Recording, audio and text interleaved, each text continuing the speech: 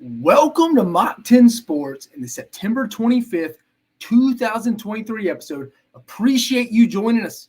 It's going to be a fun episode here, guys. This is going to be a fun episode. I mean, it was Elimination Saturday. It delivered. I mean, how are we feeling? How are we feeling right now in Tuscaloosa, Oxford, Baton Rouge, College Station, a lot of the SEC West teams? And obviously this upcoming week, week 5, we'll find out a lot about the SEC East. Georgia going on their first road trip. I know it's at Auburn. First road trip. Get a little sticky. Maybe not potentially to lose the game, but it could be closer a little bit in the second half. Call me crazy. Go look at the Vegas line. They're usually right. We got Florida at Kentucky. It's another one. It's kind of the East is turned this week. We still got some good SEC West matchups. But again, how are the folks feeling? Tuscaloosa, Oxford, Baton Rouge, College Station. Fantastic games in and out. Even out of the SEC footprint this past week. I mean, Florida State, Clemson had a great one. Had a good one. I mean, it wasn't so great down in Eugene, Oregon for Colorado. But again, just starting to get our feet wet. Week 4 just wrapped up. We're going to review every game from week 4. We also have an awesome guest. I'm excited about this one. We will have former South Carolina quarterback Stephen Garcia. I believe he was there from 2008 to 11. We'll get Stephen to confirm that. I think he's been coming right off the golf course here. Should be around 7:15-ish, 8:15-ish for you East Coasters. He'll be joining us. Then we got the Week 5 power rankings released at lunch today. I'll discuss where every team is 1 through 14. Again, I'm going to tell you, I think 2 through 7. I mean, 2 through 7. Let's say really honestly 3 through 7. I think you could rank them any way you want them. I think 3 through 7, you could rank them any way. You could have a real case for really about anybody. Fantastic week on making money. Making money weekend. I told you, more film equals more dough. More film equals more money in your pocket. That's the way we're starting to get here. 9-4-1 on the weekend to be exact. The time, and we'll get into it a little bit, was the over-under for the Florida State Clemson game. I had it under. It hit 55, so we tied there. Just goes to show you how crazy Vegas is. Like I was just mentioning, you would think the Georgia-Auburn line would be a little higher, only 14 and a half, depending where you get your lines. Vegas is usually not wrong, guys. They don't have those big buildings out in the desert in Las Vegas for no reason. Then it's Week 4 edition, where I was wrong, where I was right. Like I said, Week 4 edition. So we got a lot to cover here. Got a lot to cover. Review all the SEC action Week 4. Stephen Garcia, former South Carolina Gamecock quarterback, hopping on the show to come discuss the college football season, his toughest road game he's ever been in during his time, best defensive player he ever played again. What was that week like for him after they beat Alabama in 2010? What was that entire week like? So some good stuff going on from there. We'll get him on, like I said, around 7:15. Week 5 power rankings coming up. Fantastic week. Money-making weekend. I'll give you some bets I like a little early right off the bat, not official. And then where I was wrong, where I was right, Week 4 edition. And just a quick announcement before we get around the SEC. We will be doing this the second show for this week on Wednesday night. Something came up on Thursday night, so I'm going to give it to you Wednesday night. We're going to push it up. So therefore, people can watch, react, look at our predictions, go steal them, go take them. I hope people start using the money-making weekend. We're hot now, boys. We're hot. 9-4-1. We're back. We're officially back. There's no stopping us now. There ain't no stopping us now. All right. Around the SEC, let me first send this email real quick to Steven. Make sure we got the link rolling here.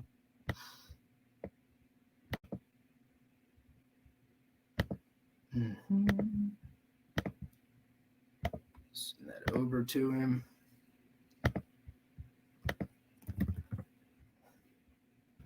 We will get rocking and rolling here.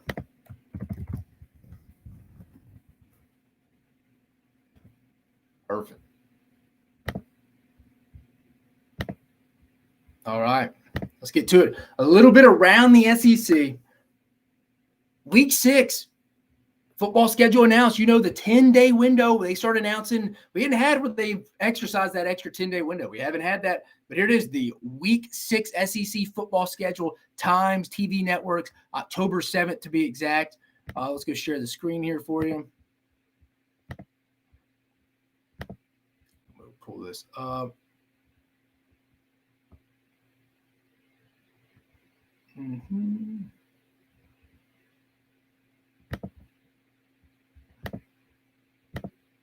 Here it is right here.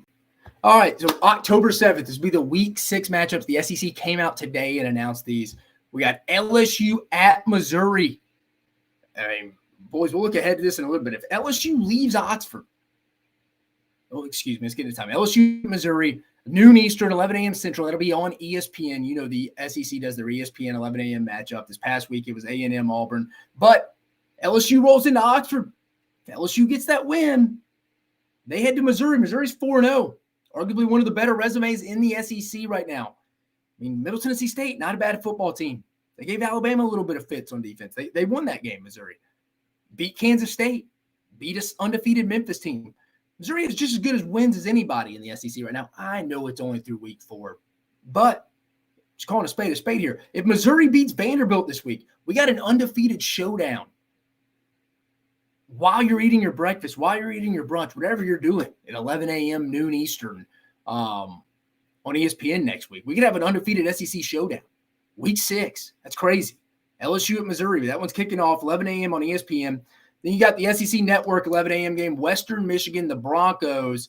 Lance Taylor, his first year at Western Michigan. They'll be heading on to take Zach Arnett, also a first-year head coach, as you know, Mississippi State. That'll be on the SEC Network at 11 a.m. Central. Then we got Alabama at Texas A&M, 2:30 p.m. That is the CBS game of the week. Is it just me, or it just kind of seems like the CBS is thrown in the towel on the CBS, the SEC CBS production now? I mean, I get it; they're moving to the Big Ten next week, but man, let's at least finish the fourth quarter here, man. They've tossed it in, even the production level, and they sent the JV team to cover that game last week. No Gary or no Brad. But we'll be interested to see if Gary and Brad are here for this one. I would assume so. But Alabama at Texas A&M, that'll be the 2:30 CBS game next week. And then Vanderbilt at Florida, that's a 3 p.m. Central Standard Time Zone SEC ESPN Network game. Vanderbilt at Florida in the Swamp. Florida trying to get some revenge from that loss. Pretty big beat down the doors put on them last year. Then we got Kentucky at Georgia getting a little nightcap here, 7 p.m. Eastern, 6 p.m. Central on ESPN. Kentucky beats Florida. We'll have an undefeated showdown here. So, again, week 5, some big swing games. We could have 2 undefeated matchups. And that's not including the Alabama-Texas A&M matchup because obviously they both lost games. That could be the LSU-Missouri matchup in the morning and the Kentucky-Georgia game at night. Just depends if Kentucky takes care of business at home against Florida this week. Georgia goes and takes care of business at Jordan-Hare on the Plains this week. And then finally, Arkansas at Ole Miss will be the 6:30 p.m. Central Standard Time Zone kickoff night game on the SEC Network. That's the Tom Hart, Jordan Rodgers, Cole Kublik show. So they will be in Oxford for that one. But that's just the rundown of the October 7th, Week 6 SEC schedule heading into that one. Continuing to move around the SEC right now. Connor Weigman, Jimbo Fisher, in his weekly press conference came out. Maybe out a week or two. It's not officially announced. It's just under the radar, just information out there. Ankle sprain kind of seems like kind of high level of ankle sprains around the conference right now. I mean, we'll get into that game, Auburn, Texas A&M. I don't get me wrong. Let me preface this well. A&M cares. They care. But Max Johnson kind of lit a fire under that A&M offense once he came in there.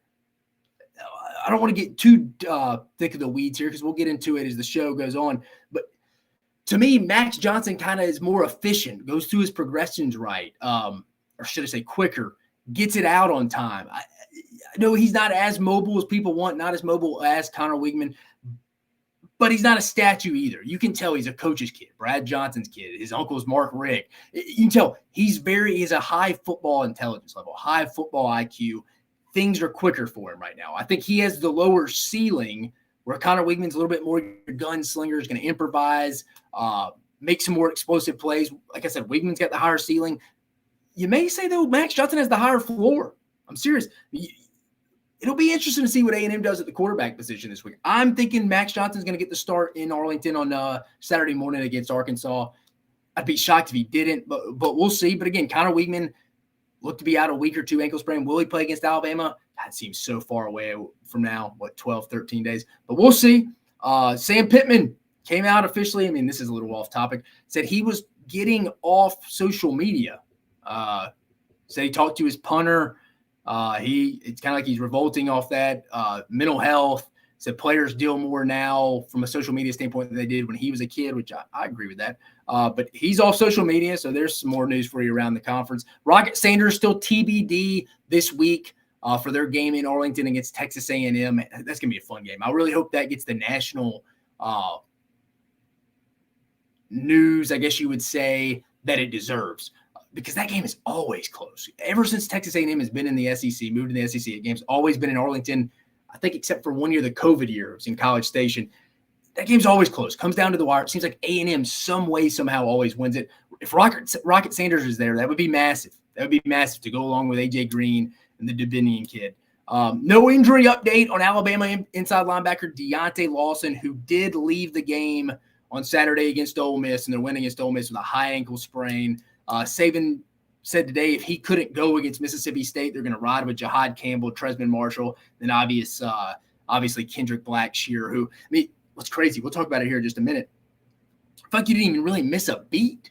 He didn't really miss a beat when he was in there. I think Deontay Lawson's Alabama's best defensive player so far, except maybe some guys on the back, and Kool-Aid, McKinstry, and Terry and Arnold have been playing really well. Malachi Moore, well, we'll get into that a little bit. But again, you didn't really when I saw him walking off, I was like, man, Alabama's down here.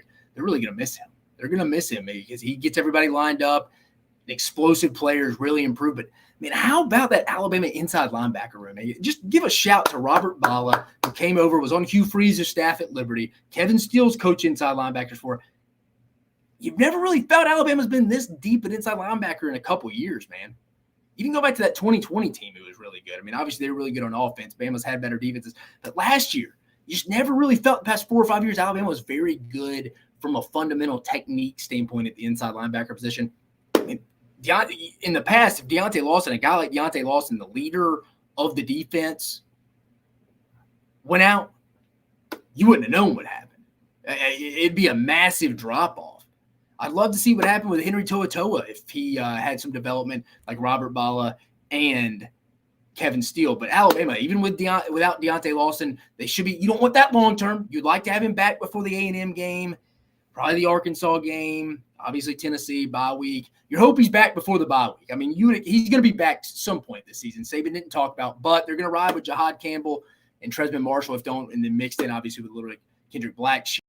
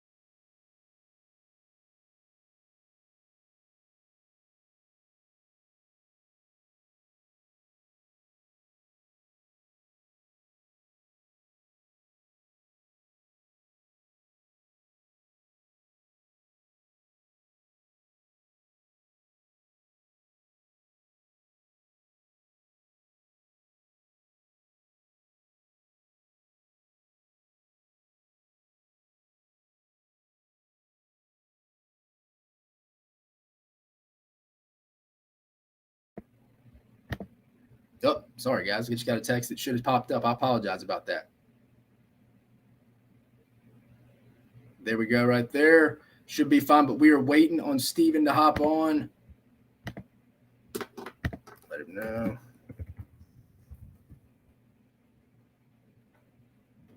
All right, while we're waiting for Steven, pulled up some opening lines. Let's pull them up right here. Pulled up some opening lines for this upcoming week. We're going to discuss a little bit later on the show if we had some extra room. But here we go. Florida at Kentucky. Kentucky favored by 2.5 right now. Be interesting to see how I feel about that game as we get closer to kickoff. It's at the Krog. It's at Kroger Field. How will we feel about that one? Also, we got Texas A&M favored by 6.5, rolling into Arlington against Arkansas. That game, it's always a battle. I mean, you remember last year, Arkansas was about to score, fumbled on the goal line. A&M picks it up, runs it up, hands it back to Damani Richardson. He runs it back for a touchdown. So we'll see from that one. Georgia giving up 14. Georgia favored by 14.5 at Auburn this week. We'll see how that one goes. Then we got Missouri favored by 13.5 at Vandy. See how that one's rolling. That'll be interesting. It's Vanderbilt, I don't know if this year they're good enough to go sneak up on anybody, but there was a trap game for Missouri. It is definitely this one. 4-0 rolling into this one. They got LSU next week. They're thinking they're probably rolling in to that LSU game undefeated. It's just probably what it is. They think they are. So, again, another maturity game for Missouri. They got to get right. 13.5. I could see them covering it, though. LSU -3, heading at Ole Miss, heading to Vaught Hemingway Stadium. Line's a little smaller than I thought it'd be. Line's a little smaller than I thought it would be. I don't know why, but it's just, I feel like every week Vegas has got us on one. 2 weeks ago, they had the low line everybody was loading up on with the Kansas State Missouri game. They were giving Missouri 4.5. Everybody said, man, they're going to kill Kansas State. This past week, I know Florida State covered, but a lot of people, it was an interesting line for some people. It was an interesting line for some people with the Florida State game. It was about, what was it, 1.5, 2 at kickoff. I think people thought Florida State was going to go beat Clemson bad. They ended up covering, but it was a close. So there's been a line every week. There's been a line every week that it's kind of been questioned. It's like, man, I thought that would be higher or lower. This may be it this week. LSU only giving up 3 to Ole Miss. What does Vegas know that we don't? Then South Carolina at Tennessee, they're giving the Gamecocks 12.5 right now. What's that about? Is that a little too high? I don't know. It's a revenge game. This is my number one guaranteed win going into the season this year. I really thought this is a revenge game for South Carolina. For Tennessee after South Carolina ruining their season in Williams-Brice Stadium last year. Where do they go from there? I mean, where do they go from there? It'll be interesting, though. Tennessee, I think some people are a little doubting Tennessee a little more than they probably should. I'm not ready to sell the Vols yet. I think they're going to play really well at some point. Is it this week? Vegas is tending to think so with the line. And then finally, Alabama's giving up 14.5 in Starkville at Mississippi State. Interesting. Alabama's first really true road game. I know they'll be staying in Tuscaloosa the night before, so they won't have to travel, but they'll drive the 80 miles over to Starkville. Loudest environment they'll be in. Not first true road games. They had to go at USF, but there were more Alabama fans. There was more Crimson there than there was of any South Florida fan. So this will be Alabama's first road test at night, 8 o'clock kick. How does that Tide offense handle this one? Let's see real fast. Still waiting for Steven to get on, and then we'll bring him up. All right. Well, we'll just continue to move forward until he hops on, and we will get him on as soon as possible. But right now, we're just going to move forward. We're going to move forward the Week 4 review. Alabama getting a 24-10 win over Ole Miss. I thought it was a good win, a must win, but a good win against a solid opponent. Milroe still has his struggles, but it is what it is. I didn't think he would play poorly. I didn't really think he played poorly outside of one interception. But I think it's going to be one of those things with Jalen Milroe this year. You're going to take the good with the bad. Your last 4 quarterbacks are what they are. You're not going to have that this year. You're just not. So if you're an Alabama fan, you're just going to have to accept to live and die or just live with the Jalen Milroe mistakes that are inevitably going to happen.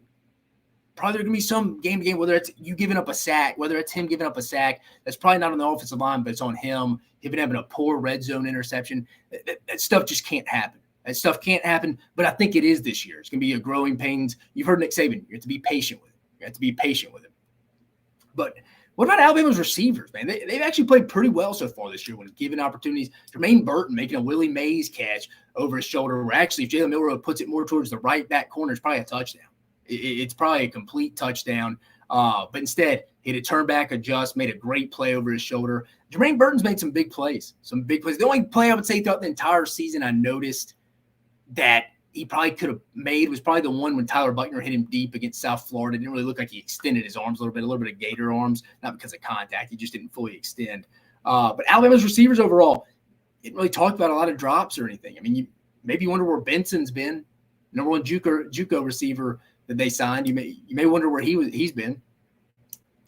Penalties, turnovers, kicks out of bounds. Those have to stop, though. Those are going to have to stop. But again, it may be something you deal with this team week to week. Alabama may win in ugly fashion this year a lot. That may just be it. Defense. How about the Alabama defense? The secondary may be the best in the country. I mean, at the very least, corners. I mean, you got Kool-Aid McKinstry, Terrion Arnold, Malachi Moore playing his best football right now, going back to 2020. Just an all-around, just fantastic performance by the secondary. The front in Dallas Turner, Chris Braswell, Tim Keenan, Jaheim Otis, they dominated really towards the back end of the second quarter and on, just completely dominated the football game. Bama looks faster this year. Just overall, the way the linebackers move, outside linebacker, everybody just looks a bit faster on defense this year. And that's what Kevin Steele does. It's not this paralysis analysis type deal. He keeps it real simple and lets the guys go play so they're not thinking. I mean, Alabama has fantastic athletes in the back end. There's no denying that. But that's what Kevin Steele does. That's why I thought it was a fantastic hire. So people questioned it. But just from being around the guy, he sets his players up for success, and he's also a player's coach. Guys love playing for him. Like I said, going back to the defensive line, just dominated up front, especially in the second half. They got nothing going. They got absolutely nothing going. But offensive line, going to the other side of the ball in the line of scrimmage, just started leaning on Ole Miss in the second half. Defensive line in the second half, they just started leaning on that Ole Miss defensive line. Jace McClellan, give him credit, man. He created a lot of yards on his own, leads the SEC in that, doing a fantastic job right now. Probably needs to short just a little bit in the pass pro, but from a running back standpoint, from a creating your own standpoint, has done a fantastic job. Bama still has things to work on, but I think they are just dipping their toes in understanding how to utilize Jalen Milroe. You see some stuff off tackle. Didn't see any design runs in between the tackles. But the thing I noticed with Jalen Milroe, he's more north and south. Once he gets north and south, he's fine. Once he gets north and south, he's fine. Him getting to the edge and trying to put his foot in the ground to get north and south can be a little bit of an issue. He's a little bit hip stiff. He is. I mean, he'd probably be best reserved being a wide receiver over a running back. I know people think running back, but he's not really hey, get to the second level, put his foot in the ground, make you miss guy. He's a straight line, get his pads north and south. That's kind of what he is. So will Alabama incorporate that into their game plan, get him in between the tackles? They may. I think they're getting comfortable with how to utilize him. I think it's only going to improve. From an Ole Miss standpoint, though, switching sides here, does anyone clam up more in big games than Lane Kiffin? Does anyone clam up more in big games than Lane Kiffin? If Alabama, here's a stat from Tyler Siskey, from McCready and Siskey. If Alabama finishes with 9 or more wins, Lane Kiffin will be 1-20 versus teams with 9+ wins. Let me repeat that stat. Courtesy of Tyler Siskey from McCready and Siskey, I heard today. If Alabama finishes with 9 or more wins in this 23 season, Lane Kiffin will be 1-20 versus teams with 9+ wins in his time at Ole Miss. It's not good, boys. It's not good. Just an interesting game plan. And I think he underestimated the Alabama defense, especially Terrion Arnold. He went back at him last year. They had some success with him, I think, against Mingo. And then Malik Heath had some success against him in the matchup in Oxford last year. Terrion Arnold. Just overall, just a little bit of conservative game plan. I mean, you saw the scripted plays on the first couple of series, first two. But after that, you just felt like he knew he didn't have many weapons. We'll get to that in just a minute. But Jackson Dart did not play well. He wasn't awful, but he was not good by any means. Ole Miss, that's what I was just talking about, needs to get Trey Harris back in the lineup as quickly as possible. Jordan Watkins, solid player, but let's be honest, he's probably more of a number 3 receiver, 2 at best. He's not a number 1 receiver. Ole Miss knows that. I'm not telling them something they don't already know. But where is true freshman Aiden Williams? Where's true freshman Aiden Williams at right now? Heard all about him through fall camp, but he must not know the playbook. Must not know what routes or anything to run right now. And maybe Lane Kiffin's telling Derek Nix, the wide receivers coach, not to play him. Remember, Derek Nix just doesn't trust him to roll out there. That happens at times. But they need some help. I mean, Jordan Watkins and Dayton Wade can't be your top two targets. They're role guys. There's a place for them. They're winnable guys, but they're not winnable plus all conference guys. They're just not. Ole Miss knows they're missing some weapons outside. They need Trey Harris back, and they need the Franklin kid, the UTSA transfer, to come out. But really, all Ole Miss's problems right now on the offensive side of the ball start and end with the offensive line. If Lane Kiffin can't get the run game going, it affects the entire offense. It affects the entire offense. Just a poor unit right now, which is something, it's kind of crazy to say. They had 4 starters back in the offensive line. They did transition offensive line coaches. John Garrison came over from NC State, I believe. Their old Jake Thornton, I believe, was the old offensive line coach at Ole Miss. He's now at Auburn. But I can't imagine Lane Kiffin just changed the whole scheme just because of one offensive line coach when he should be able to adapt. But what's next for both teams? Bama takes the show on the road for the first time. First true road game in Starkville at night. It's going to be loud. Not probably as juicy as it could be just because State's rolling in after back-to-back losses. But it's going to be loud. How does Jalen Milroe? How does that offensive line? Do they have a bunch of pre-snap penalties? Does Jalen Milroe turn it over? I trust the defense. How is that going to be? That's why I was talking about that 14.5 line. Scares me a little bit. That's banking Bama wins by more than 2 scores. I mean, that's tough in their first road game. It'll be interesting how they handle that. What's next for Ole Miss? LSU comes to town. It's a get-right game. I know it's not – you never want to say it's a get-right game against LSU, the defending SEC West champs. But it's a game Ole Miss needs. I know they're not going to be favored, but starting off 0-2 in conference, you brought so many new faces in. Is it like last year? If you start 0-2 in conference, does it kind of just be like, well, what are we playing for now? Why does it matter? I mean, everybody starts looking out for number one. It's individualistic society. People are looking, oh, how can we help me? I got a little bit of a nagging groin, coach. I may just redshirt this year, or I don't want to play. I'm resting up. Stuff like that happens. It's a must win. I hate to say it's a must win this early in the season for Ole Miss, especially a game at home against a really good team like LSU. It's kind of where we're at right now. They need this one. So both Alabama takes the show on the road. It'll be interesting to see how the offense performs there. Ole Miss, how do they bounce back heading in to this week? Let's check one more time.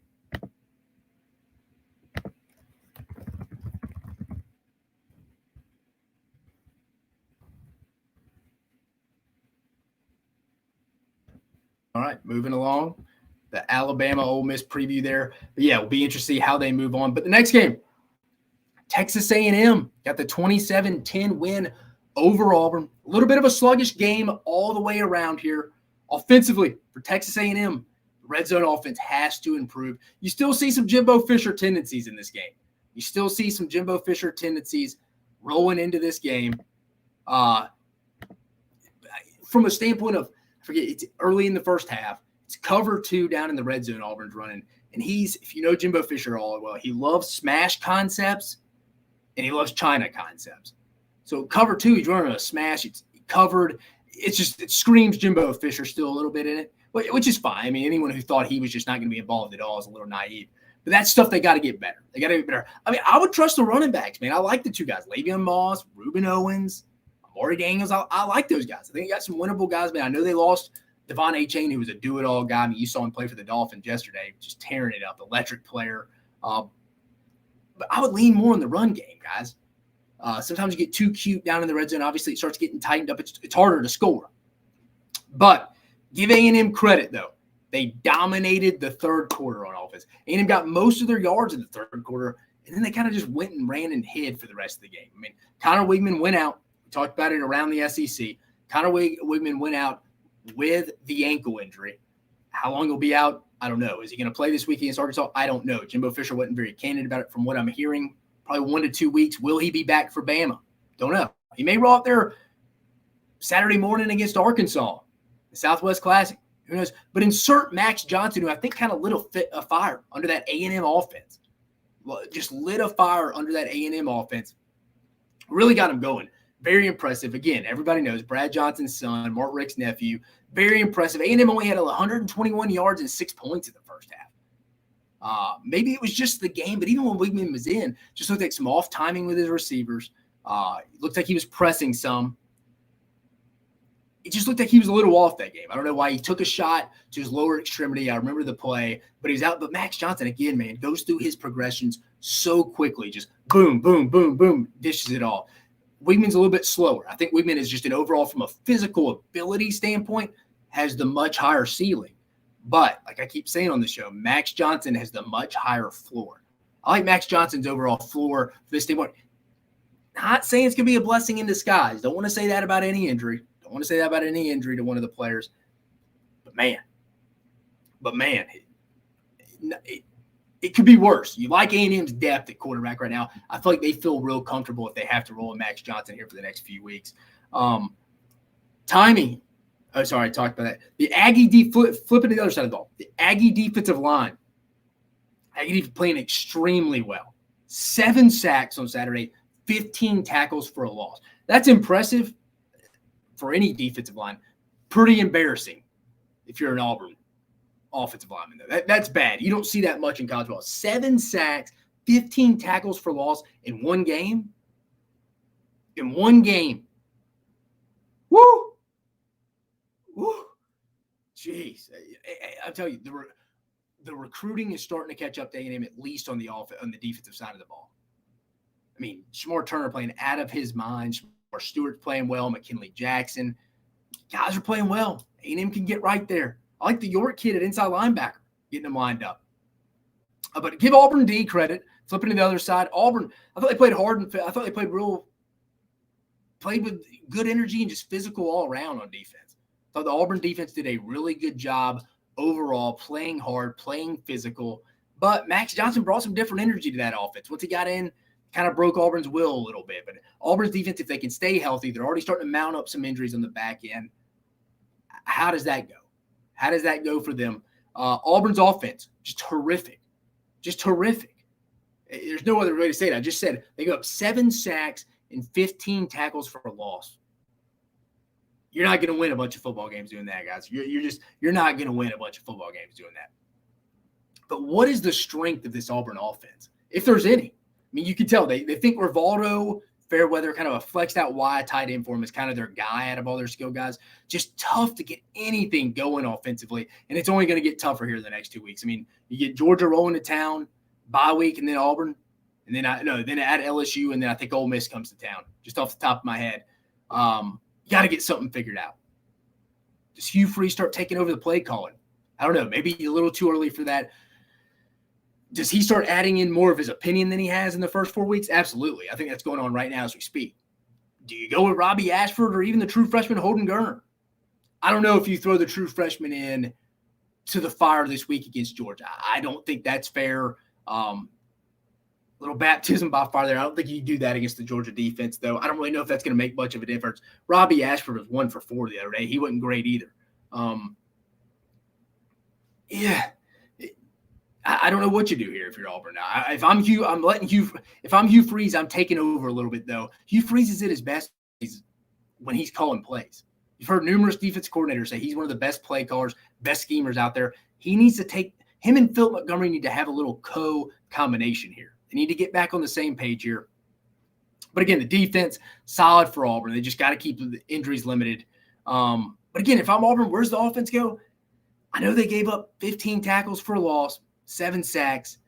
But the running back room, I'm going to lean on my run game here a little bit. I know it sounds crazy, but it kind of is what it is. I mean, Peyton Thorne has no feel in the pocket. He's going to take up some sacks even when it's not on the offensive line. I think Jarquez Hunter and Damari Alston are good running backs. Damari Alston can get back healthy. I even think the Brian Batiste kid, the South Florida transfer, a little scat back, mix it up a little bit there.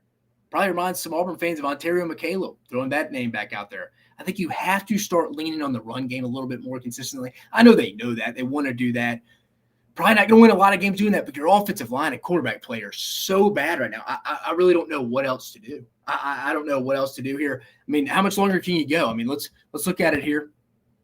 Let's go back to it here. Sharing the screen, bringing this play up for you for Peyton Thorne. Like, how do you miss this?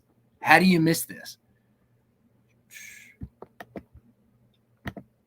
All right, so here's the situation. We got a 2nd and 15. A&M's up 6-0, 10:39 left in the second quarter. These are the plays Auburn draw up. This isn't a scheme standpoint here. This is wide open on this little wheel route here. Peyton Thorne just misses it. I mean, you could tell Hugh Freeze just pulling his hair out after this. But here it is.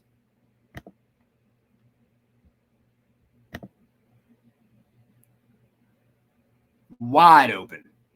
Maybe a touchdown. Maybe a touchdown here if he hits that. Leads him probably, that's probably a touchdown to Jay Fair right there. Those are the plays that Phil Montgomery, Hugh Freeze are going to design. They're going to get their players open. That Hugh Freeze has Malik Willis. He's used to hitting that. Bo Wallace, Chad Kelly. He's used to those guys kind of hitting that throw. That's bad there, man. That's really poor. It's really bad right there. Yeah, that's just the stuff that can't happen. You can't miss that throw right there.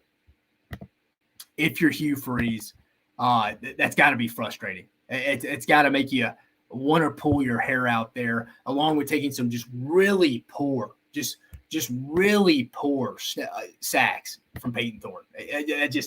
That can't happen. That can't happen. What's next for both teams? Texas A&M got a big 2 weeks coming up. Arkansas in Arlington that I think is a must-win this week. A&M needs it. What's the quarterback situation going to look like? How does Arkansas bounce back? I heard they got back late, 7 a.m. last week, just because I think they had to go reroute from the something about they couldn't get out of Baton Rouge. But again, it's always a real close game down to the wire. Rarely one team rolls away from it or runs away with it. But Auburn, they get Georgia at home. Jordan Hare's going to be behind them in this one. But I don't know if that's going to matter with how bad the offensive line and quarterback play are. I really don't. I don't know if it's really going to matter from that standpoint. But that's next. Next on the docket is Hugh Freeze. Hugh Freeze may have some of the most uninspiring press conferences here coming up. That even go back to last week, he starts talking about, we've only been here a couple months. I mean, these teams like Texas A&M, Georgia, LSU have recruited top 5 classes for years. It's almost like he's throwing in the white towel before it even happens. Show a little more confidence, Hugh. It's a little bit – I understand you're not as good as them. People understand that. But show some dang confidence, man. What is that telling your locker room right now? What is that telling your locker room? Just like with Prime. He's going post-game talking about, hey, this is going to be the worst team I have, so I keep receipts. Dude, you're just telling your team. It's only week 4. It's like you're week 10, week 11. You only got 2 more weeks of this. You're just telling your team in the locker room they're not good enough. Now, are they wrong? No. 2 things can be true at once. They're right that these are probably going to be the worst teams they have, but don't go tell your locker room that right now. That's all I'm saying from that standpoint. Moving on. LSU getting the 34-31 win over Arkansas. The Jaden Daniels, Malik Neighbors show continued. It rolled on. First half was slow. But Jaden Daniels was off in the first half until the last drive. I'm about to pull up the film for you. LSU's receivers were getting some separation.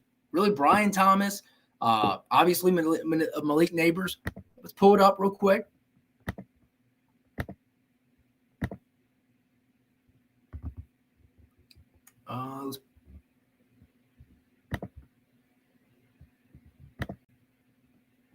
Situation right here. So just the start of the second quarter. Notice in the 101.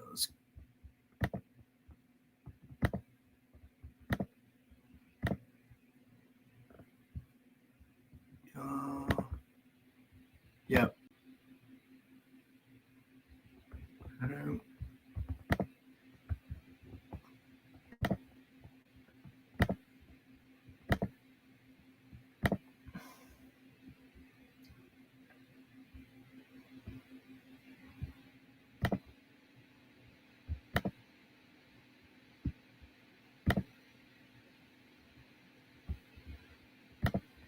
All right, here we go.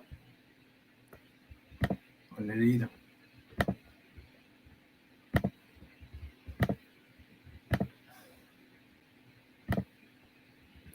All right, here it is right here. Missing him right here. So situation, start of the second quarter, 2nd and 18. Arkansas is up 3, and Arkansas honestly dominated the first half for the most part until the final drive. But here it is. Mrs. Brian Thomas just wide open. Yeah, he's just late. He's just late on this one. I mean, that's just stuff that cannot happen. really, right there. I mean, it really cannot happen.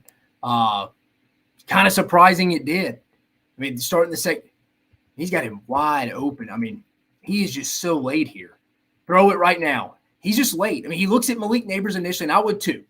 But it's going to be interesting at some point. We'll get to Malik Neighbors here in just a minute. I'm going back to here. All right, so this is the play I really wanted to show you right here. Look how much separation Malik Neighbors set the tone here for you. All right, so we got 3-0 still, obviously. First quarter with 30 seconds. 2nd and 3, Malik Neighbors at the top. Gets easy separation here. Jaden Daniels late. He's late. That's the problem with Jaden Daniels sometimes. He's late. I mean, he got hot in the second half, but these are throws against really good teams you're not going to be able to miss. You got him. If he just threw it a little bit sooner, not behind him where the defender could get a hand in there, probably a touchdown. It's probably a touchdown. Just misses him right there at the very top.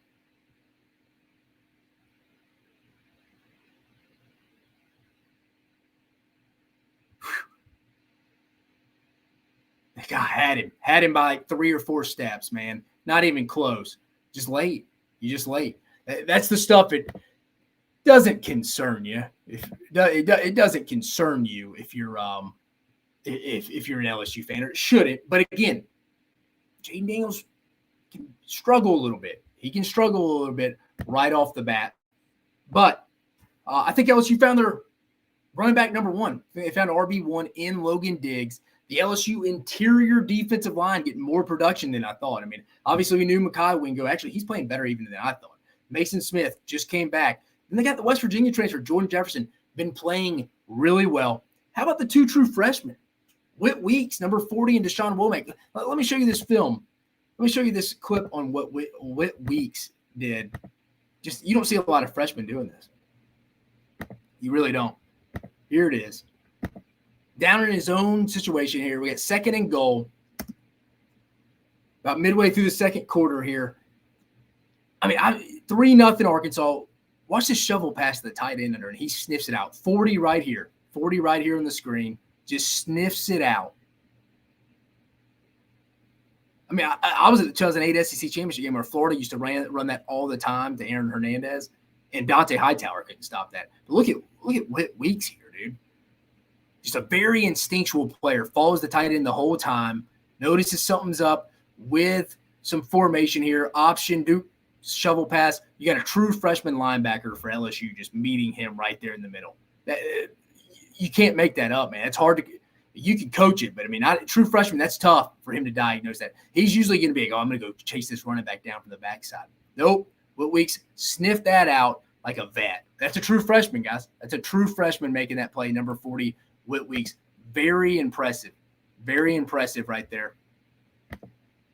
Moving on, continuing through here, though. Again, give a shout out to Deshaun Womack as well, true freshman. LSU's got some true freshmen on defense stepping up from him. But from the last drive through the second half, LSU was on the attack, dude. Greg Denbrock, all Jaden Daniels couldn't miss. He was back to like his Mississippi State, Jaden Daniels. And for whatever reason, Arkansas just decided to keep playing man. Just went too aggressive, keep playing man. I'm going to be interested when someone brackets Malik Neighbors. How does that affect Jaden Daniels? That's who he looks at first every time, as you notice. Malik Neighbors made some incredible contested grabs there, man, just to keep LSU in it. Arkansas played their tails off there. Give Sam Pittman and his boys credit there. Sam Pittman had them ready after that tough loss at home last week to BYU. It'd been easy just to roll into Tiger Stadium a little down, but no. I mean, Arkansas settled for too many field goals, though, in the red zone. 5 trips, came away with 3 field goals, 2 touchdowns. It's a red zone game now. You got to convert in the red zone. Teams are willing to give up yards in the 20 through the 20s, or between the 20s. They just are. Yards don't mean anything. Total defense doesn't mean anything. It's about scoring defense. Arkansas didn't get it done in the red zone. They scored probably one more touchdown, they probably win the game. Arkansas had all the momentum in the first half until they didn't on that last defensive drive.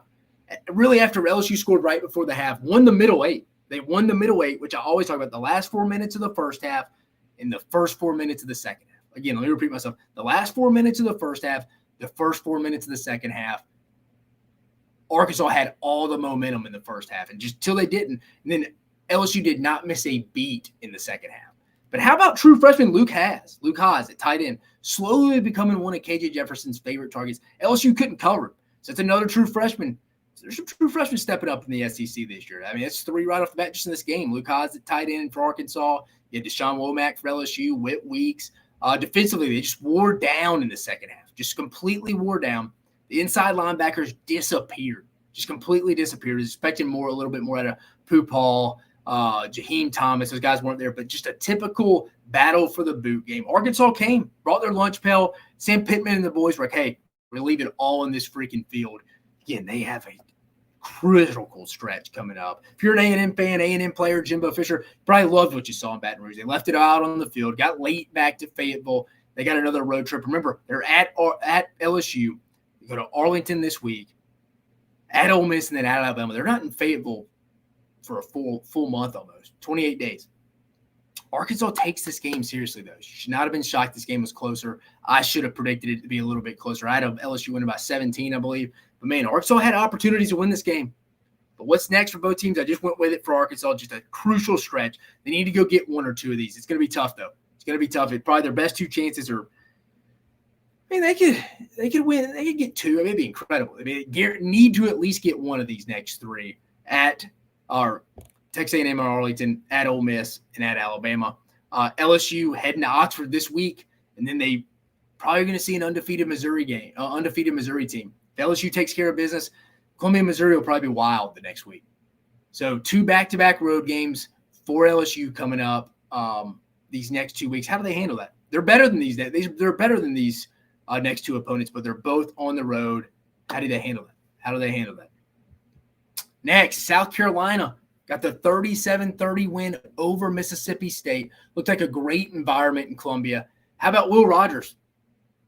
I was surprised by this. Throwing it 48 times. Never would have guessed that. State couldn't get the run game going at all, but had a lot of success randomly enough off play action. I don't really get that from that standpoint. Brad White and that South Carolina defense struggled some. But offensively, South Carolina looked great. Spencer Rattler, 18 for 20. Let me repeat myself. Spencer Rattler, 18 for 20. Completed his first 16 passes. Dude's probably the best quarterback in the SEC right now. I know they have 2 losses, but, man, when you factor in the lack of weapons outside of Xavier Legette and the bad offensive line in front of him, guys playing unbelievable. 18 for 20 and completed his first 16 passes. And it's State struggle, but this isn't like it's the sister of the poor university here. I mean, I guess that's against a conference opponent.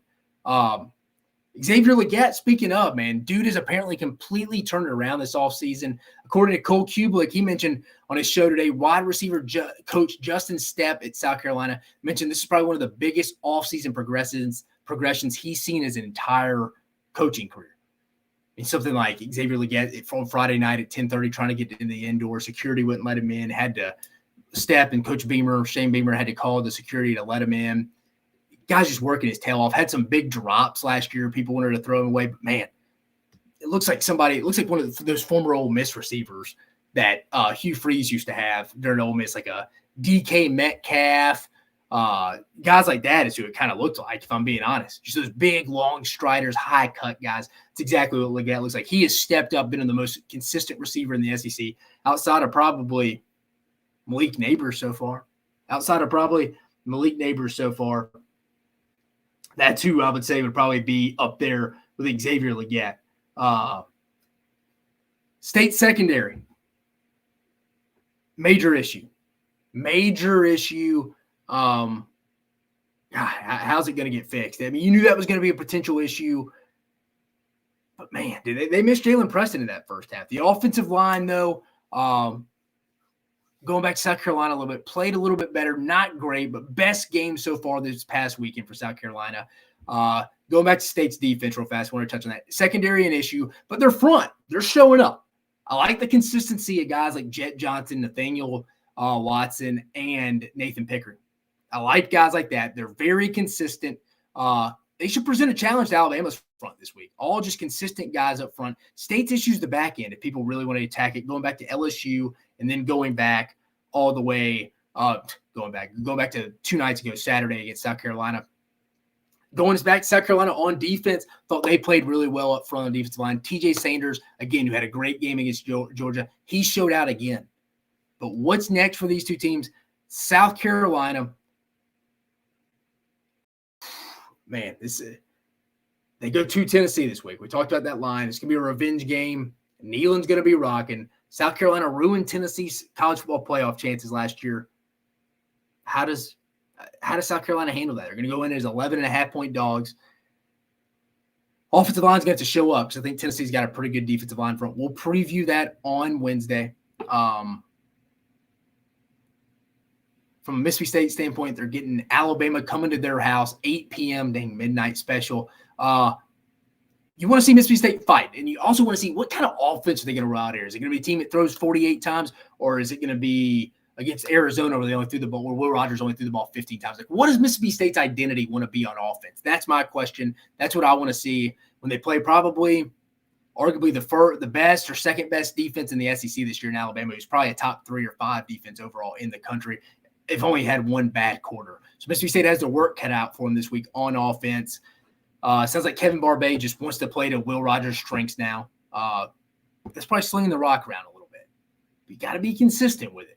I'm interested to see what State comes out and does on Saturday night from an offensive standpoint. That's where we're going. South Carolina getting the 37-30 win over Mississippi State. Kentucky getting the 45-28 win over Vandy. Was it ugly at times? Sure, absolutely. But they're 4-0 and 1-0 in conference play, the Cats are. Offensive line still has issues, drops, protection issues. Devin Leary getting the protections wrong. It's on the whole offense at all. I mean, Devin Leary's a little all over the place, 15 for 29, 1 touchdown, 2 interceptions. Not great. But when Kentucky's in unison on offense, everything looks good. I mean, I like the calls. Liam Cohen is drawing up for that Kentucky offense right now. But through 4 weeks, they've just, from an execution standpoint, been very inconsistent. Going on the other side for Vanderbilt, A.J. Swan is who he is. I think he's got some of the probably the highest upside any quarterback's had at Vanderbilt since Jay Cutler, maybe Kyle Shermer, depending. I'd have to go back and watch that tape. But you're going to get some throws that make you say, wow. Then you're going to get some throws that make you say, wow, in a negative way. Like, I can't believe he threw that. I can't believe he threw that. But Will Shepherd needs more touches. Vanderbilt's offense has to get the ball in their best outside threats' hands more. But what's next for both these teams? Obviously, Florida comes to Kentucky this week. Massive game for both teams. Both teams need it. Kentucky's had 4 weeks to get right on offense. Let's see. They're going to face probably statistically the best defense in the SEC right now in the Florida Gators with new coordinator Austin Armstrong. For Vanderbilt, they host Missouri in a game. Missouri could be looking ahead to LSU next week. We've talked about that a little bit. Vanderbilt, it just kind of seems all over the place right now. But again, Kentucky getting the 48-28 win over Vandy. Missouri getting the 34-27 win over Memphis. Mizzou got a tough win against a solid Memphis team. Brady Cook did end up playing. Has played well the last 2 weeks. Hyperextended knee, but did decide to play. I don't know if I'd have taken that line right there if he actually – they covered. Now, I took Memphis. They covered in the 8.5, but that would have changed it a little bit. But he's a 72% passer on the season right now. Brady Cook has played really well these last 2 weeks. Missouri has done a great job of getting Luther Burden open. New OC, Kirby Moore, coming over from Fresno State, has done a fantastic job getting Luther Burden open, whether it's through quick, easy throws in space, getting him off, getting him open off some motion, etc. Running back, Cody Schrader leads the SEC in rushing, the only back averaging over 100 yards per game in the SEC. However, they did go 0 for 8 on third down. That has to improve. How did that happen? How does that happen? 0 for 8 on third down? And they still win the football game. Don't know how that happens. Missouri, 3 solid non-conference wins. Would put them up against anybody in the league right now.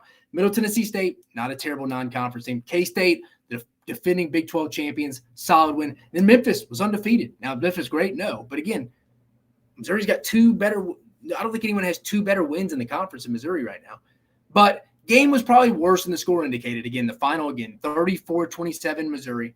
But I think Missouri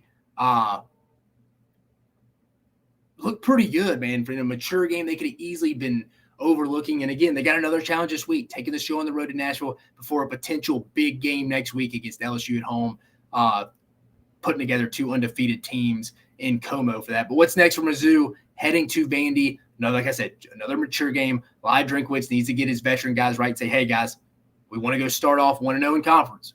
Starts in Nashville. LSU, let's let LSU go play Ole Miss first. We need to focus on us before we worry about next week. But again, Missouri gets a solid win, 34-27 in St. Louis against the Memphis Tigers.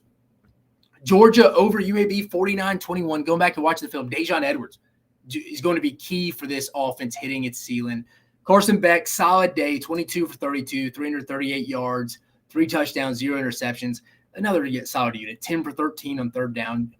Georgia's offense is evolving. I think they're getting comfortable. Mike Bobo's getting comfortable in who he trusts within this offense. On defense, the Georgia's front's going to be really good by season's end. It's already good. It's going to be really good, though. Guys like Warren Brinson, Nazir Stackhouse, Michael Williams, guys to keep a lookout on. Only 86 rushing yards, though, for UAB. Only 86 rushing yards for UAB. Solid job. Overall, though, I thought Georgia looked good as they head into their first road trip of the season at Auburn. Could be a little trickier in regards to what's next for Georgia. First road game, just trying to get some kinks out, get used to. There's some guys that's never played there before. Obviously, you're bringing some new guys into the program. It'll be interesting. That line's a little tricky. I thought it'd be higher than 14.5, but Georgia should win that game. But don't be surprised if Georgia doesn't just go out, roll the ball out, and take care of Auburn as quick as some people think. Just first road game. Let's see how that goes for Carson Beck. Tennessee getting the 45-14 win over UTSA. Dylan Sampson was really good for the Vols. 139 yards and 11 carries, 2 scores. Again, I like Tennessee's running back room. Just mentioned Dylan Sampson, Jabari Small, Jalen Wright, like those guys. I'm not officially selling Joe Milton yet. I know some people have shipped him up you-know-what creek without a paddle, but I'm in the minority here. It's too early to tell, in my opinion. Yes, he's had some poor throws on Saturday, but he also made some throws that if you go back and watch his wide receivers probably should have caught. If we're just being honest, go back and watch the film against UTSA. He's just going to be a little inconsistent. Similar to Jalen Milroe, it just is what it is. You're going to take the good and bad with him. There's going to be some ugly plays. There's going to be some wow plays. Just he's not Hendon Hooker, and some Tennessee fans couldn't accept that going into the season, but now it's a real dose of reality for you. It is what it is. This is still Joe Milton's job. I don't see Nico Lamalavea coming in anytime soon unless Joe gets hurt or it gets really bad, which I don't think it's going to.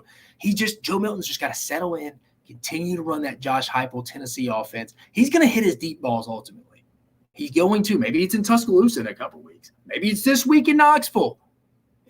Maybe it gets A&M in a couple of weeks at home. It's going to happen. I think Tennessee's defensive front's going to be pretty good. I think it's a massive advantage they have against South Carolina's offensive line. Tennessee's defensive line unit. I know they didn't play great against Florida. They're better than they portrayed against that one. But what's next for Tennessee? Again, we've talked about it a little bit. The South Carolina revenge game. I'm confident in Tennessee in this one. Not as confident as a blowout, but I'm confident Tennessee takes care of business. The crowd should be rocking at Neyland. The team should be a little pissed off with a chip on their shoulder knowing this team took them out of the college football playoff last year. This is Tennessee's get-right game. Hey, we didn't play well on the road against Florida in our first conference game. We got to go have this one, guys, if we want to go compete for the SEC West. They're coming to the crib. They're coming to our house. They're not going to go ruin our season completely for a second time in a row. It's just not going to happen. If I'm Josh Heupel, that's what I'm telling. That is what I'm telling people. But again, Tennessee getting the 45-14 win over UTSA. And then finally, the last game from the SEC this weekend. Florida, 22-7 over Charlotte. Graham Mertz again, efficient 20 for 23, 1 touchdown. If you miss Ricky Pearsall's catch, you need to go see it. I'm pulling it up for you right now. I don't know how you could miss this one. This is probably the grab of the year. Pull it up. Right here. So early in the first quarter, midway through the first quarter, early in the game, 7-0 Florida, 1st and 10. Look at this play. I mean, he has some sticky on his gloves here. It shows you how sticky those gloves are. If you've never been around college football and touch some of these gloves, there's so much grip, stick to it. It's unbelievable. Watch this play. Up the seam right here. As you see him, my mouse right here, circling him right here. This is Ricky Pearsall. Watch this catch. I mean, it looks like a little indie drill, like the wide receiver drill you see like Odell Beckham doing back in the day. Hey, watch this play. Man. Catch of the year. It's early. We still probably got a lot more time, but be shocked if that's not top 2, top 3 by the end of the year. Hell of a play by Ricky Pearsall. Not a bad ball, honestly, by Graham Mertz either. Fitting it in that tight window. I mean, where else is he going to put it? Only guy could have caught it is Ricky Pearsall. I'm telling you, watch out for Florida this week when they go to Gainesville. I'm telling you, Austin Armstrong, Kentucky's been struggling. Wait till they see that defense. Florida's starting to get in their own right. I'm sure a lot of people were freaking out about the actual final score of this one. But again, it's never as good or bad as it seems. They got the 22-7 win over Charlotte. But I think offensively, Florida's tight ends got to start getting involved. More so guys like Jonathan Odom. They're still missing some weapons on the outside. Again, Ricky Pearsall, similar to how I feel about Ole Miss. I don't think he's a true number one, probably number two. He'd be really fired up if he's your number three. They need someone else to step up on the outside. But flip it to the other side of the ball. The defense is playing really well right now. Statistically, it's the best defense in the SEC. Only gave up 211 total yards on Saturday. I know Charlotte, they have an athletic quarterback who makes plays with his legs. Only giving up 211 total yards in today's game is unbelievable. Defense playing really well for Florida right now. They got a test. It's a potential NFL type guy in Devin Leary. I like Florida right now. I know it's only Monday. We got a long time till Saturday, but Florida, people left them for dead they left them in Salt Lake City, 6 feet under in Salt Lake City. Watch out. What's next for Florida? We talked about it. They're going to Kentucky. 11 a.m. kickoff, 12 p.m. Eastern if you're an East Coast person. It's a big game for both teams. It's a real big game. Florida gets 2-0 in conference. Look out. Not looking ahead at Georgia's schedule. That Florida game could be a little tougher in Jacksonville than Georgia was anticipating. But it's got to start this weekend in Lexington. Both Florida and Kentucky need it. But for this past weekend's purposes, Florida gets the 22-7 win over Charlotte. But just checking in, I do not think – it looked like Steven got back with me. It looked like he had some kind of emergency step up, so I don't think he's going to join us. I apologize from that standpoint. We're going to obviously finish the show. We should have another guest on Wednesday night show, Rusty Mansell, who is the owner, runs the Georgia on 3 website. I think Dogs on 3. It is Dogs HQ is what it is, Dogs headquarters. He'll help us preview the Georgia taking their first road trip to Auburn this upcoming weekend. So he'll be with us on Wednesday. Steven said he's going to get back on the show here at some point. Just something came up for him tonight. Apologize about that. Still hope you're enjoying the information we're bringing you. I love bringing it to you. And with that being said, don't forget to go like and subscribe to the YouTube channel if you like what you're giving us or like what I'm bringing to you from an SEC content. Again, former college football personnel director, worked 9 years in college football, leading recruiting departments at worked as a student at Alabama, worked at Auburn, Texas A&M, Georgia, all those schools, ultimately some other schools, Kansas with Les Miles, UCF with Gus Malzahn. Been with a ton of SEC guys. Love bringing it to you. Remember, all things SEC, Mock 10 Sports, from football, basketball, and baseball. But again, Steven Garcia, he will join us in another episode. I apologize about that. Stick with us, but we still got some stuff to cover specifically on this show. But again, like I said, if you love what you're getting, don't forget to like and subscribe on YouTube. You can go to all our podcast channels, Apple, Spotify. Give us a like, subscribe, review. Tell us where you like some more information coming through. Tell if you like more film review. Just tell us what we can do to improve it. We love the fan interest, content, any of it. But I posted my week 5 power rankings. Let's share them to you here. Go through them.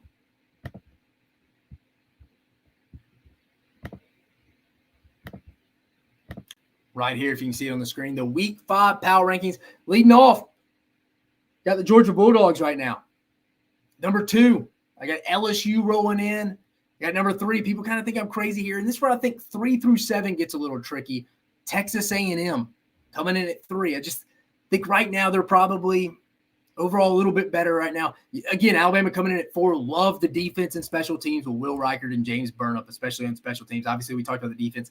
Just little inconsistencies on offense. That's what's concerning a little bit. That's why I got them at 4 right now. I think there's a lot. You can make an argument for Bama being at 3 right now. Number 5, we just talked about it, Florida. I like what they're doing on offense right now. They got a little bit of a rhythm. I like what Austin Armstrong's doing on defense. I think the Gators coming at 5. Tennessee, I'm not totally off the Tennessee bandwagon. I think at some point the offense is going to click. Joe Milton's going to be hitting some of these deep balls. If you're a Texas A&M fan, if you're a South Carolina fan, if you're an Alabama fan, you don't want him getting hot like Jaden Daniels hot against your team. If you're one of those 3, it's going to happen here in the next 3 weeks, next 3 or 4 weeks. It's going to happen. I promise you. It's going to happen. Do not be the guy. It's not I wouldn't completely buy Joe Milton, but don't be selling him yet either. I like the Vols defense. I think it's better than what it showed in Gainesville a couple weeks ago. I got the Vols sitting at 6. Missouri, there's not an SEC team right now that has 2 better wins in non-conference play than the Missouri Tigers. I got them checking in at number 7. Just another mature game, back-to-back mature games against Memphis. They handled business in Vandy this week, and they have that showdown they potentially could have against LSU next week. Number 8, Ole Miss. Not time to totally sell for Ole Miss, but they need it. They need the game this week. It's tough to say they need a win against the defending SEC West champs, top 10 team in LSU, but they need it. It's tough to start 0-2 in conference. You're not mathematically out of the SEC West race, but I doubt you don't lose another game. Number 9, Arkansas left it all in the field in Baton Rouge. How will they bounce back this next week? I liked what I saw specifically from KJ Jefferson and Dan Enos. Those are 2 people I've been kind of harsh on heading into the season, but I thought they called a hell of a game, played a hell of a game this past week. Penalties, they were big, but it seemed like they just overcame them each time. So much adversity Arkansas overcome. I know the battle for the boot's big for that state. Arkansas probably takes it a little bit more serious than LSU does, but Arkansas coming in at 9. 10th, South Carolina. It's always something for South Carolina, I feel like. Without Spencer Rattler, where would this team be? Where would this team be without Spencer Rattler? I can't tell you. I can't tell you. But again, the defense on the back end's got to get shored up. Mississippi State took advantage of some of that. Offensive line's going to play really well for them, I think, to go get a win in Neyland this week in a real revenge game for Tennessee. But South Carolina coming in at 10. Number 11, Kentucky. I've had them higher in previous weeks. But again, the Big Blue Wall, the offense overall is just inconsistent right now. I can't move them up any higher right now. I don't think they beat any of the 9 teams in front of them right now. I really don't. I don't. They got a big one, though. They can get back on track, though. And I say back on track. They're 4-0, 1-0 in conference. They just got to start playing with some consistency. I trust the defense, offense. I mean, all levels of offense, quarterback, running back, offensive line, receiver. Everyone has to step up. Coming at 12th, Mississippi State Bulldogs. Secondary's poor. Offense trying to find its identity. Got a big challenge this week coming to Starkville against Alabama. What's Mississippi State going to look like? Let's see some improvement. I just want to see some kind of identity on offense. 13th, Auburn. One of the worst offenses I've seen in a long time in the SEC. Don't really have any quarterbacks. Peyton Thorne's not really the answer. I don't think Robbie Ashford is either. If you want to throw Gurner in there, it's going to be tough. It's going to be really tough. And then number 14 coming in, Vanderbilt. I think they're the worst team right now. Not a lot to hang your hat on. The secondary is really bad. Defensive line didn't play terrible against Kentucky, but again, Vanderbilt getting to a bowl game is going to be a major stretch. Covering the over 3.5 win total will be a major stretch, which I took. I was wrong there right off the bat. Will be a stretch. But as you can see, the Week 5 SEC Power Rankings, Georgia 1, LSU 2, Texas A&M 3, Alabama 4, Florida 5, Tennessee 6, Missouri 7, Ole Miss 8, Arkansas 9, South Carolina 10, Kentucky 11th, Mississippi State 12th, Auburn 13th, Vanderbilt 14th. Going back, wrapping up a few things before we get you out of here. We're getting back to it. Where I was right, where I was wrong, Week 4 edition. And I'll be honest with you, I'm not tooting my own horn here. You'll hear in the gambling picks, I wasn't wrong a lot in Week 4. Not tooting my own horn here, I promise you. I'm going to give you 2 things I was wrong about. But I thought Kentucky would look better at this point. Maybe that's for the season more so than Week 4. Well, maybe a little bit at Week 4. They were up, 21-0 and blew it. I thought Kentucky's offense would came together a little bit. It's always something. It's either Leary hadn't played well, the offensive line's not playing well, receivers have drops, procedural issues. Kentucky, I thought they would look a little better at this point. Even last weekend in Vanderbilt, I was wrong on that. Just keep assuming the offense is just going to put it together. But other than that, that's really it. I was wrong in Week 4. I mean, where I was right, Bama versus Ole Miss. Everyone wanted to talk about Alabama's issues last week. Everyone wanted to talk about Alabama's issues last week. Lane Kiffin trolling Alabama throughout the week. Who's calling the defense? They struggle with South Florida, even though they're not going to start the quarterback. They didn't even play the quarterback in the South Florida game. They started against Ole Miss. But no one, except on this show, wanted to talk about Ole Miss's issues. And they had them. And it started on the offensive line up front for Ole Miss. They don't have a true number 1 wide receiver until they get Trey Harris or Zachary Franklin back. No one wanted to talk about that. They just want to talk about Alabama's issues. The dynasty's dead. But here, Mock 10 Sports, your boy, Dave told you, look, this isn't about Alabama. I'm not saying Alabama's some championship team. But let's look at it objectively here. Ole Miss has major offensive line issues. Tulane and Mercer were pushing them around. Come on, guys. Like, that's where I was looking at it. I was right there. I was right. Malik Neighbors, I told you going into the matchup, I showed you. He had matchup advantages against Arkansas's nickel. And Lorando Johnson took advantage of it all second half. I'm waiting for someone to go bracket Malik Neighbors. What happened this week in Oxford? I don't know. Will Pete Golden do that? I would. I'm not going to let Malik Neighbors and Jaden Daniels beat me. I mean, what Jaden Daniels usually does is he looks for Malik Neighbors. If it's not there, he'll usually try to take off. Every now and then he'll go to Brian Thomas. But he's looking for Malik Neighbors, and give Malik Neighbors credit. Guy made a ton of big third down catches this past Saturday night against Arkansas at extended drives for them, especially in that last series to get them to be able to run that clock out, kick a field goal with about 9 seconds left to ultimately win that game. Malik Neighbors had matchup advantages all night. I said going into the week, I showed you on film last week he was going to have that advantage against Lorando Johnson. He did. Then I told you finally where I was right. Memphis and Missouri. That game in St. Louis would be close. Now, was it as close as the game? The score, I mean, Missouri was in control, but I took plus 8.5 Memphis. In today's college football, after the biggest win of the Eli Drinkowitz era against Kansas State, the defending Big 12 champs the week before, you're going to have an emotional letdown a little bit.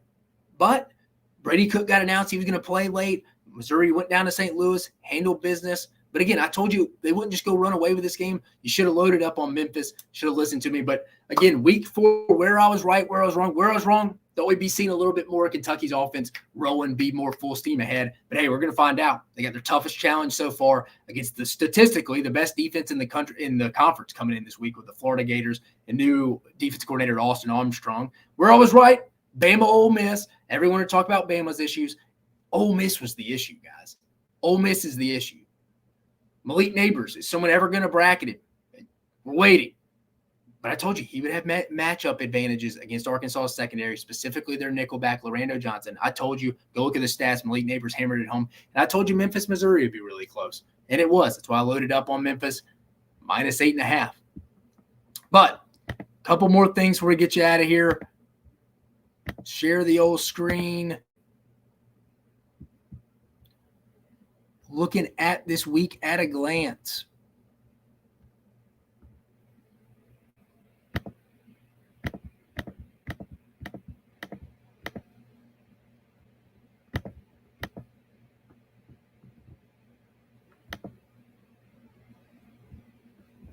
Yep.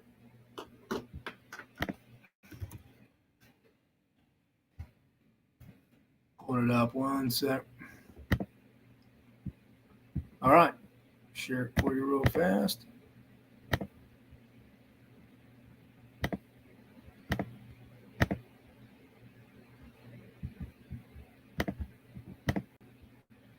All right. This is the SEC schedule heading into this week. We talked about some of these matchups. We'll preview them on Wednesday. But again, 11 a.m. Central Standard Time Zone kick, Florida at Kentucky on ESPN. We talked about it a little bit. Right now, Kentucky favored by 2.5 heading into this one. That game's going to be on ESPN. The other morning matchup, 11 a.m., Southwest Classic in Arlington, Texas A&M at Arkansas. Always a down-to-the-wire game on the SEC Network. Currently, Texas A&M is favored by, let's say 6.5 right now. Texas A&M, 6.5. Georgia at Auburn. That's the CBS game of the week on 2:30. At 2:30 on CBS. Georgia currently favored by 14.5. Then we got the 3 p.m. Central Standard Time Zone SEC Network afternoon game.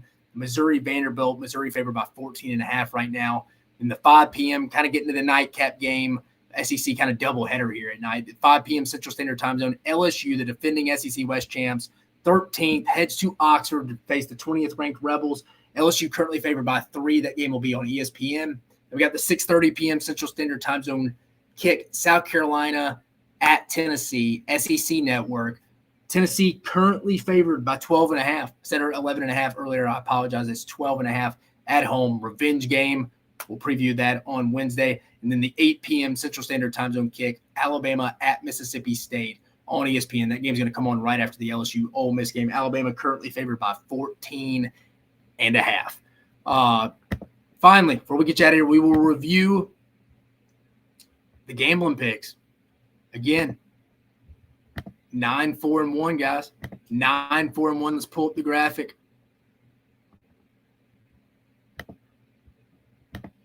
Right there, if you can see it. So we got the dub. Texas A&M -6.5. They covered against Auburn. That was one.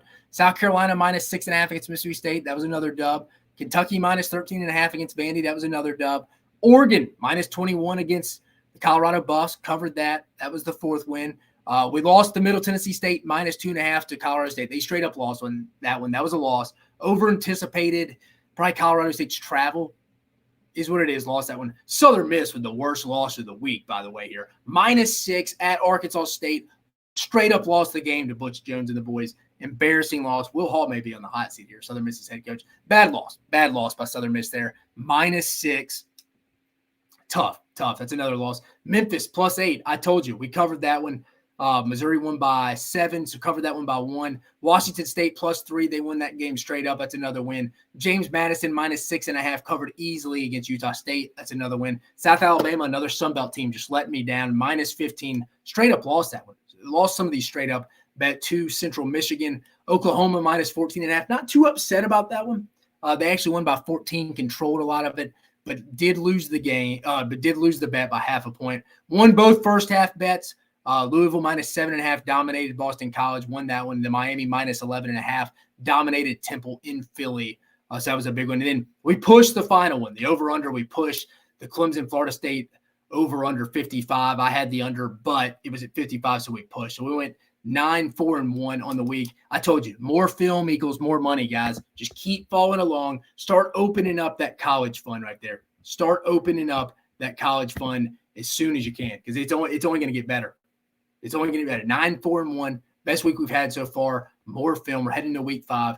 Trust me here. But again, I appreciate you joining us on this episode of Mock 10 Sports. Apologies for Steven not coming on. He had something come up, so we'll get him on another episode. Remember, this episode, the Thursday episode, is going to move to Wednesday this week, same time, 7 p.m. Central Standard Time Zone. Rusty Mansell, who runs Georgia's On 3 website, is going to come join us to preview Georgia taking their first road trip on the road to Auburn, Jordan-Hare Stadium, for that CBS kickoff. We covered a lot on the show, though. Again, around the SEC basketball starting to kick off. We reviewed all 14 teams in week 4 action in the SEC. I went over the gambling picks, went over where I was wrong, where I was right, week 4 edition. We covered a lot. I appreciate you being patient. I appreciate you joining us on this episode of Mock 10 Sports.